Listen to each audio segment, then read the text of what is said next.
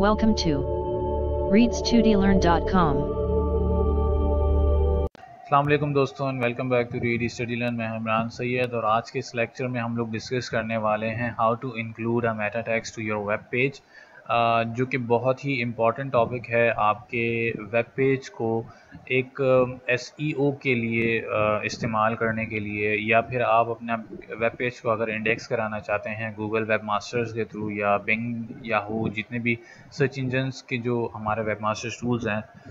उनके अंदर अगर आप अपने वेब पेज को इंडेक्स कराना चाहते हैं या एसईओ के लिए सबमिशन कराना चाहते हैं तो मेटा टैग जो है वो बहुत ही इंपॉर्टेंट टैग्स हैं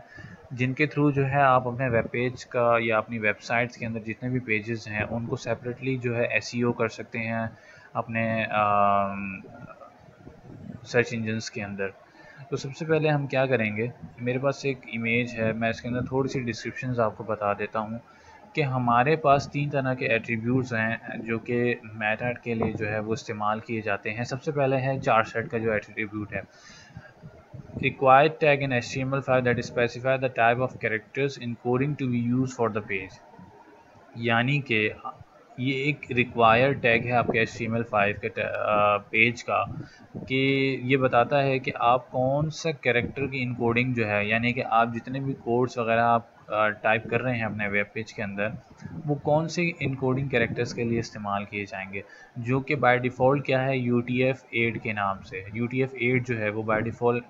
इनकोडिंग कैरेक्टर है जो कि आप इस्तेमाल करते हैं अपने वेब पेज के अंदर और वो वर्ल्ड वाइड वेब के अंदर जो है वो कॉमनली इस्तेमाल होता है।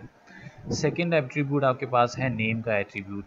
नेम का जो एट्रीब्यूट है, specify the type of meta data being added to the document, the value description and keyword can be used to specify content that's used by some search engines. देखें, सबसे पहला जो मेन रीज़न है इसको इस्तेमाल करने का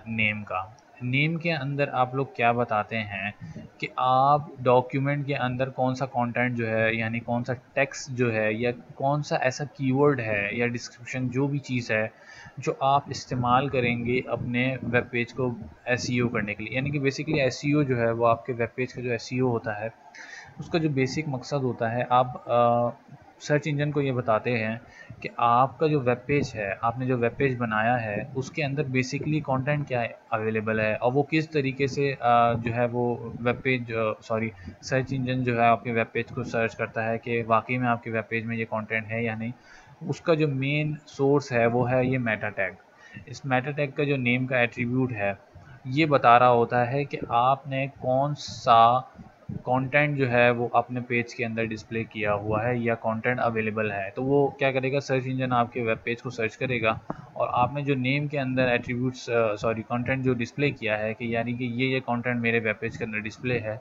तो सर्च इंजन जो है वो आपके पेज को सर्च करेगा और अगर वही चीज़ मौजूद है आपने जो मेटा टैग में डिफ़ाइन की है तो क्या करेगा, वो आपके पेज को इंडेक्स कर लेगा और एसईओ के लिए रैंकिंग में डाल देगा। इसी तरह से कंटेंट जो है, specify the value to be use for the item specified by the name attribute. यानी कि आपने जो मेन हेडिंग बताई थी नेम एट्रीब्यूट के अंदर, यानी कि नेम एट्रीब्यूट में आपने क्या बताया था कि फ़र्ज़ करें मेरा एक वेब पेज है और मैंने उसके अंदर एप्पल्स के बारे में जो है वो इंफॉर्मेशन डाली हुई है और मैंने जो है नेम के अंदर डिफ़ाइन कर दिया कि Apple is good for health. ठीक है, तो ये मेरी सब मेन हेडिंग है जो मैंने बताया है नेम के अंदर। तो अब जब गूगल सर्च इंजन पे कोई जाएगा और वहाँ पे लिखेगा Apple is good for health, तो क्या करेगा सर्च इंजन, वो जितने भी वेब पेजेस मौजूद हैं जो कि इंडेक्स हो चुके हैं सर्च इंजन के अंदर, वो क्या करेगा उसके मेटा टैग्स के अंदर जाएगा और चेक करेगा कि आया ये जो वर्ड्स इस सर्च इंजन के अंदर यूज़र ने प्रोवाइड किए हैं ये किस किस पेज के अंदर अवेलेबल हैं। तो वो नेम के एट्रीब्यूट से इन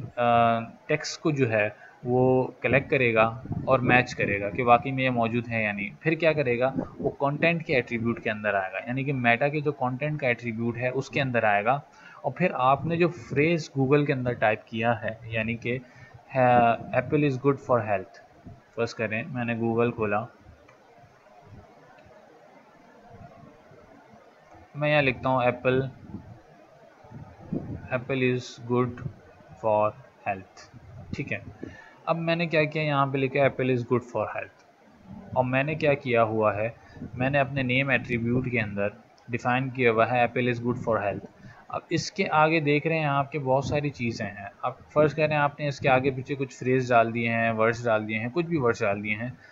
پھر اس کے بعد کیا کرے گا, اس کانٹینٹ کے ڈسکرپشن کے اندر جائے گا اور چیک کرے گا کہ واقعی میں یہ جو چیز اس نے ٹائپ کی ہے